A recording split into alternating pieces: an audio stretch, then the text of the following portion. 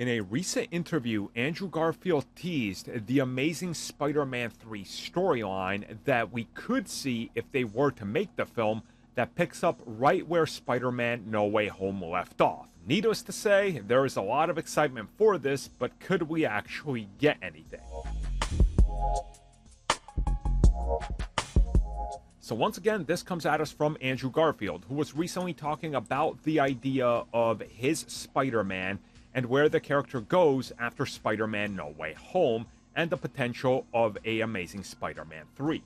And he said that if this was to happen, he believes that the story would be a direct continuation when Peter gets back to his universe, and realizing that all these other Spider-Men had their hardship and moments,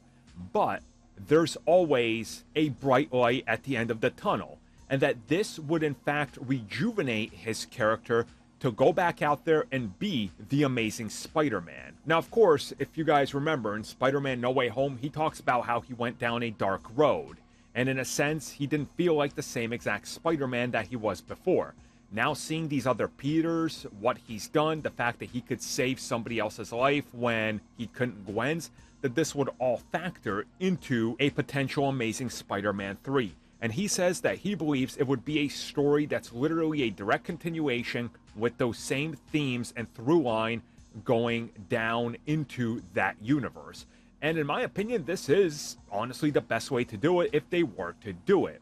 Now, of course, Andrew Garfield in the last couple years has been very much, I guess, forthcoming with the fact that he doesn't mind returning if there was a chance, that he's kind of,